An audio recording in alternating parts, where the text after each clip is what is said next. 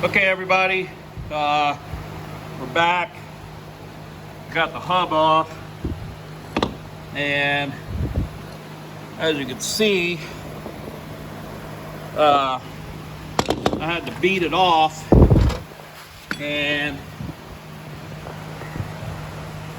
get this. This brake was biting into the brake shoe, was biting into the road of the drum. And you see that brake, that brake shoe is gone. There's a piece of it laying here in the drum. It was biting in there pretty good. Yeah, this, I don't even know if this drum will be salvageable, because it's got a pretty good lip in there.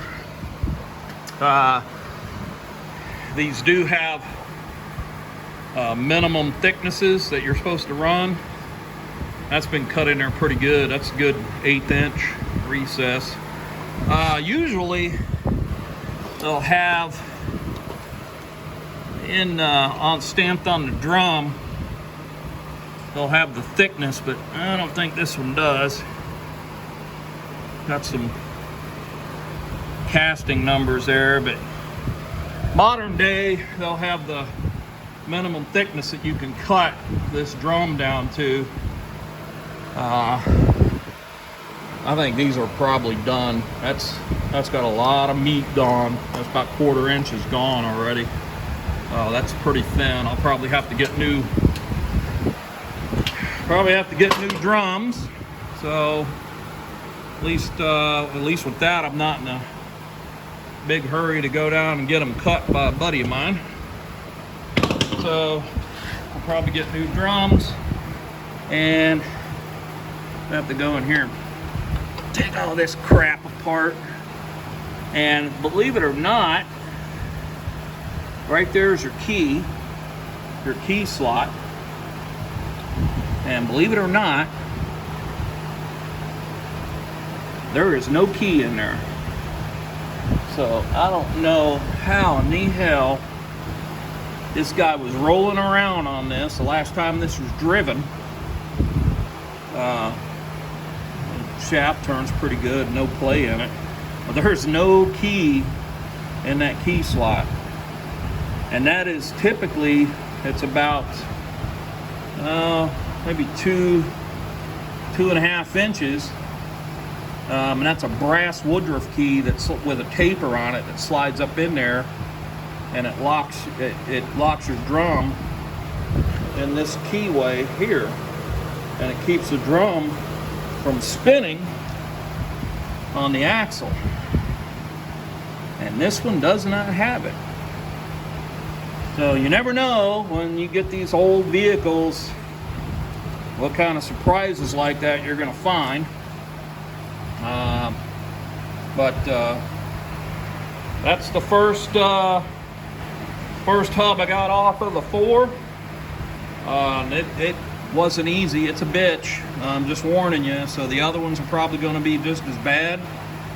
You never know what you're going to find in this stuff when you start tearing it apart. Just like taking the engine apart, you're finding stuff that was done backwards. That's how you know people have been in here working on this shit. They get in here and they do stuff wrong.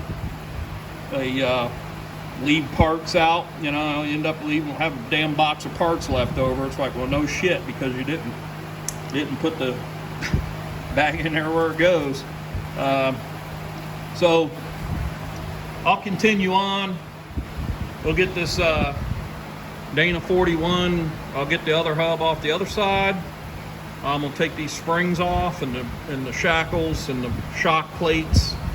We'll get this stripped down. We'll get it up on this rack here and these stands, just the axle housing.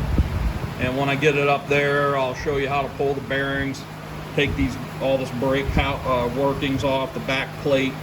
There's shim packs behind here, the bearings, races, seals up inside the tube. Once it's up on this rack here, I get all this other crap off.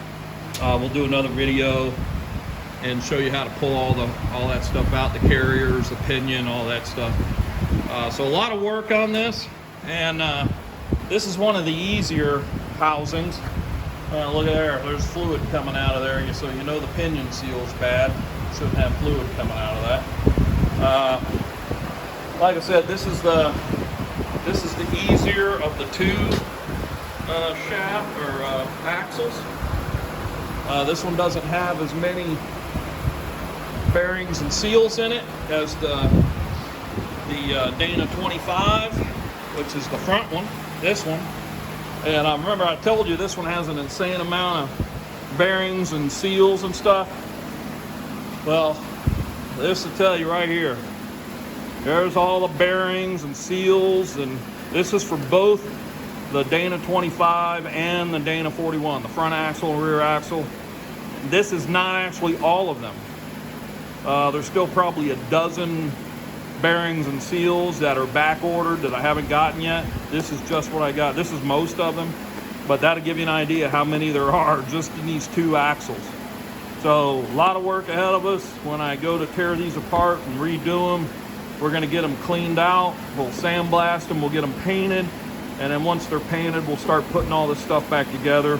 But before that, I'll do some disassembly videos and show you how those work. So until then, we'll let you guys go for now. I'm going to continue on with this 41 and the actual Dana 41 back here. And once I get to the point where I got it up on the rack and we're ready to tear out the rest of the axle, disassemble it, I'll hit you up with the video then. All right, everybody, take care. We'll see you next time.